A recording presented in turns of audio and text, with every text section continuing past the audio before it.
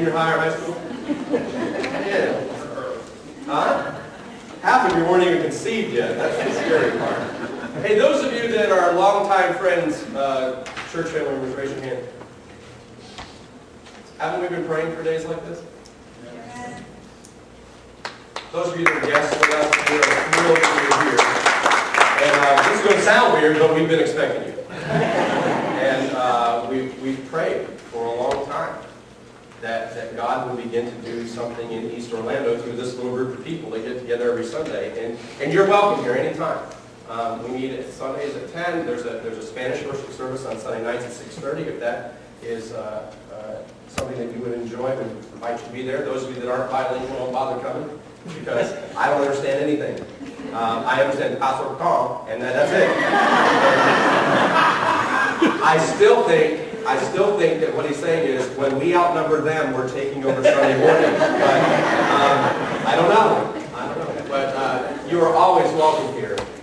And if you are a guest with us, there's a card in the chair right in front of you. It says a welcome card or something like that. If you just be kind enough to fill that out in a little while, the offering baskets are going to come by. I don't want you to feel any pressure that you have to give or that we're after your money, because we're not. We want to be friends with you. And if you leave some way that we can be in touch with you, either through the mail or email or telephone, that'd be awesome. And we'll find a way to touch base with you later on this week.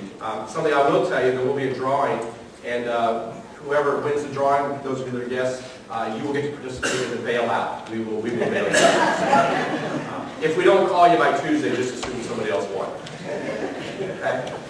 We are in the middle of a series called Relationships, and we are on a mission to become healthy this year. We talked the whole month of January about our finances, about being good stewards, about understanding our resources and how to use them, who they belong to, who they don't belong to.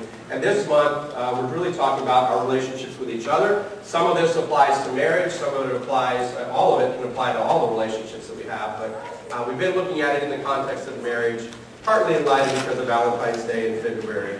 And also because, as pastor, I kind of listen and I see what's going on in my own life as well as the lives of our family. And so find a way to talk about things in a way that comes at it from a biblical perspective. There is a book that goes along with this.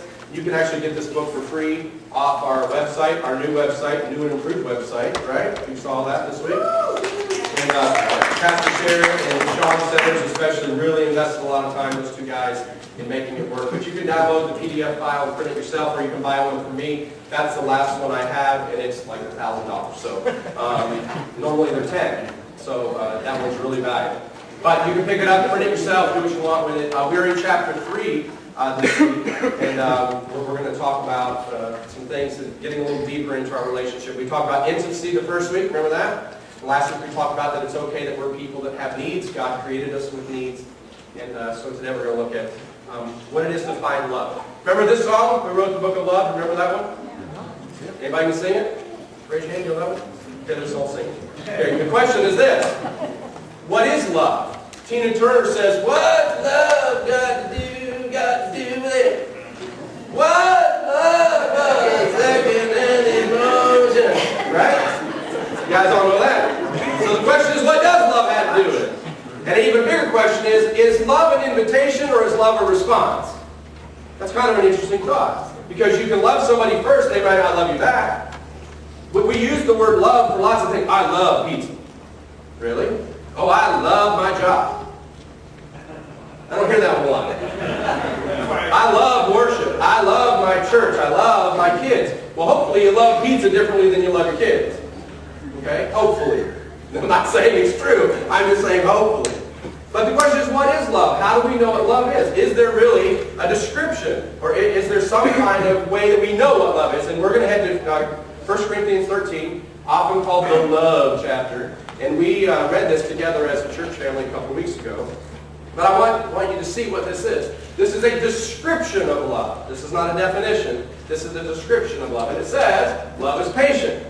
Love is kind. Then read with me. Love does not envy. It does not. It is not.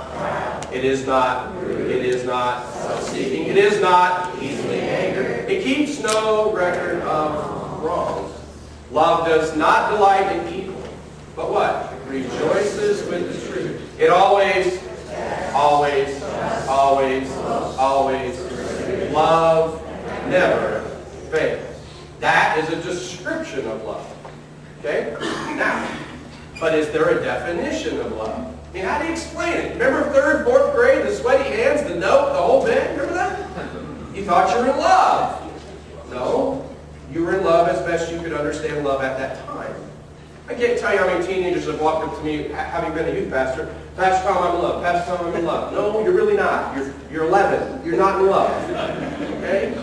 What you are is you're deep in light. You ever say that to your kids? They're like, what is that? Okay? But what is love? The Bible says this. If we can't find love, we don't know what it is, then we don't know what we're looking for.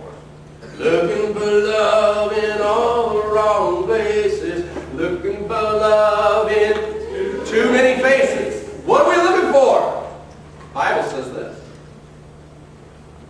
Whoever does not love does not know God, because God is love. Not God is like love. Not God is loving. God can't help but love you. God is love. He just oozes love, okay? This is like me. If this was my sentence, this would be because Tom is a dork. Okay? That would be my life. And I'm just a dork all the time. I can't help being a dork because I'm just a dork. God is love. He doesn't go, he's not loving. I want you to understand this. God is not loving. He is love. He can't help it. And he loves everybody. And he loves everybody equally. Even people who don't love him back. So love is an invitation. Love is an invitation. And it's an opportunity to enter into deeper relationship. So if God is love, then this would be true. God is patient. God is kind. God does not boast. And so you can see God fits the definition and the description as well. Now, I would just like to give you an idea. Don't ever put your name in this list. Okay? Because I make it about to right there. Tom is patient. No. This is a description of what love is, and this is the standard to which we're shooting for. Because God is love. And that's how he shows it, by being those things among many others. Faithfulness, for example, is not in that list, but God is faithful, true? Okay. So, we've got to know what we're looking for. Looking for God in all the wrong places.